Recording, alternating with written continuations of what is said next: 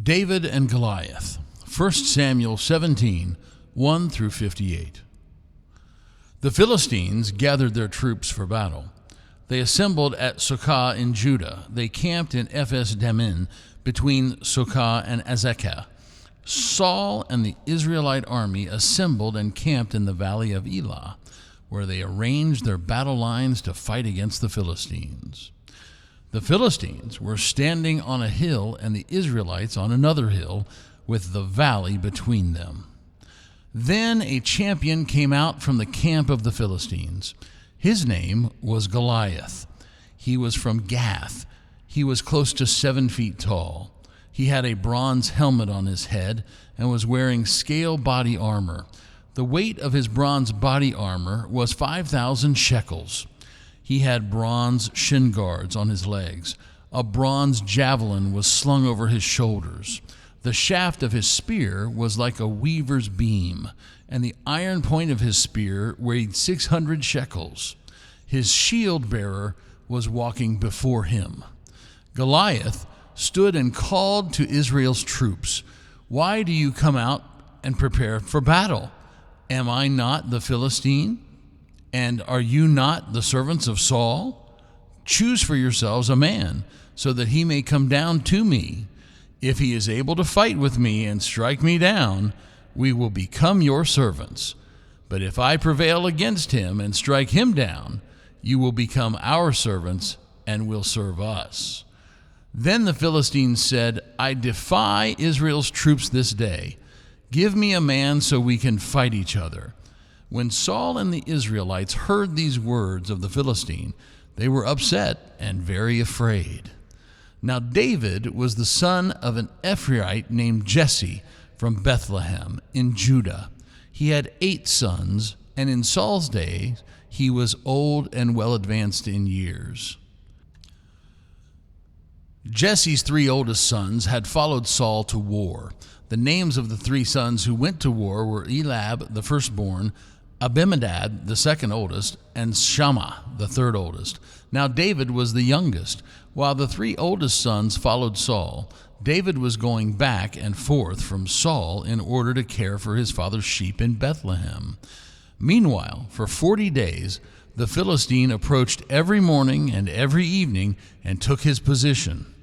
Jesse said to his son David, "Take your brothers this ephah of roasted grain and these 10 loaves of bread. Go quickly to the camp of your brothers. Also take these 10 portions of cheese to their commanding officer. Find out how your brothers are doing and bring back their pledge that they received their goods. They are with Saul and the whole Israelite army in the valley of Elah fighting with the Philistines." So David got up early in the morning and entrusted the flock to someone else who would watch over it. After looking up, he went just as Jesse had instructed him.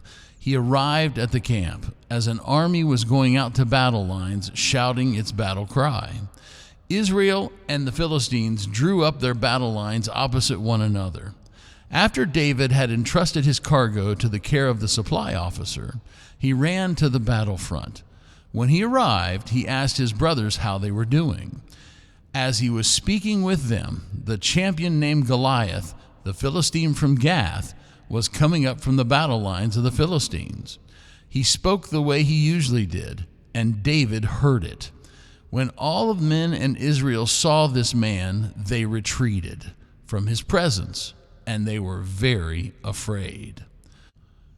The men of Israel said, "Have you seen this man who is coming up? He does so to defy Israel, but the king will make the man who can strike him down very wealthy. He will give him his daughter in marriage. He will make his father's house exempt from tax obligations in Israel." David asked the men who were standing near him, "What will be done for the man who strikes down this Philistine and frees Israel from this humiliation? For who is this uncircumcised Philistine that he defies the armies of the living God?" The soldiers told him what had been promised, saying, "This is what will be done for the man who can strike him down." When David's oldest brother Eliab heard him speaking to the men, he became angry with David and said, "Why have you come down here? To whom did you entrust those few sheep in the wilderness? I am familiar with your pride and your deceit. You have come down here to watch the battle." David replied, "What have I done now? Can't I say anything?" Then he turned from those who were nearby to someone else and asked the same question, but they gave him the same answers as before. When David's words were overheard and reported to Saul, he called for him. David said to Saul, "Don't let anyone be discouraged. Your servant will go and fight this Philistine." But Saul replied to David, "You aren't able to go against this Philistine and fight him. You're just a boy. He has been a warrior from his youth." David replied to Saul, "Your servant has been a shepherd for his father's flock. Whenever a lion or a bear would come and carry off a sheep from the flock, I would go after it, strike it down, and rescue the sheep from its mouth. If it rose up against me, I would grab it by its jaw, strike it, and kill it. Your servant has struck down both the lion and the bear. This uncircumcised Philistine will be just like one of them, for he has defied the armies of the living God." David went on to say, "The Lord who delivered me from the lion and the bear will also deliver me from the hand of this Philistine." Then Saul said to David, "Go, the Lord be with you." Then Saul clothed David with his own fighting attire and put a bronze helmet on his head.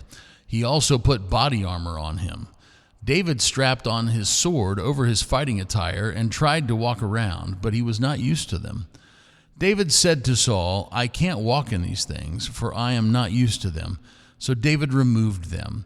He took his staff in his hand, picked out 5 smooth stones from the stream, placed them in the pouch of his shepherd's bag, took his sling in hand, and approached the Philistine.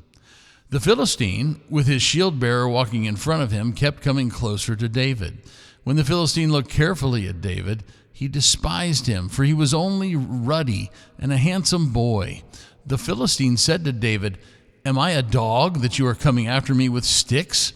Then the Philistine cursed David by his gods. The Philistine said to David, "Come here to me, so I can give your flesh to the birds of the sky and the wild animals of the field." But David replied to the Philistine, "You are coming against me with a sword, a spear, and a javelin. But I am coming against you in the name of the Lord of heaven's armies, the God of Israel's armies, whom you have defiled. This very day the Lord will deliver you into my hand. I will strike you down and cut off your head. This day I will give the corpses of the Philistine army to the birds of the sky and the wild animals of the land. Then all of the land will realize that Israel has a God, and the assembly will know that it is not by sword or spear that the Lord saves, for the battle is the Lord's, and he will deliver you unto our hand." The Philistine drew steadily closer to David to attack him, while David quickly ran toward the battle line to attack the Philistine. David reached his hand into the bag and took out a stone. He slung it, striking the Philistine on the forehead. The stone sank deeply into his forehead, and he fell down on his face to the ground. David prevailed over the Philistine with just the sling and the stone. He struck down the Philistine and killed him. David did not even have a sword in his hand.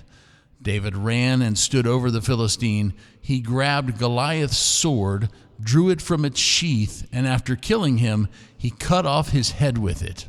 Then the Philistines saw their champion was dead. They ran away. Then the men of Israel and Judah charged forward, shouting a battle cry. They chased Philistines to the valley and to the very gates of Ekron. The Philistine corpses lay fallen along the Samaria road and Gath and Ekron. When the Israelites returned from their hot pursuit of the Philistines, they looted their camp. David took the head of the Philistine and brought it to Jerusalem, and he put Goliath's weapons in his tent. Now, as Saul watched David going out to fight the Philistine, he asked Abner, the general in command of the army, "Whose son is that young man, Abner?" Abner replied, "As surely as you live, O king, I don't know." The king said, "Find out whose son this boy is." So when David returned from striking down the Philistine, Abner took him and brought him before Saul. He still had the head of the Philistine in his hand. Saul said to him, "Whose son are you, young man?" David replied, "I am the son of your servant Jesse in Bethlehem."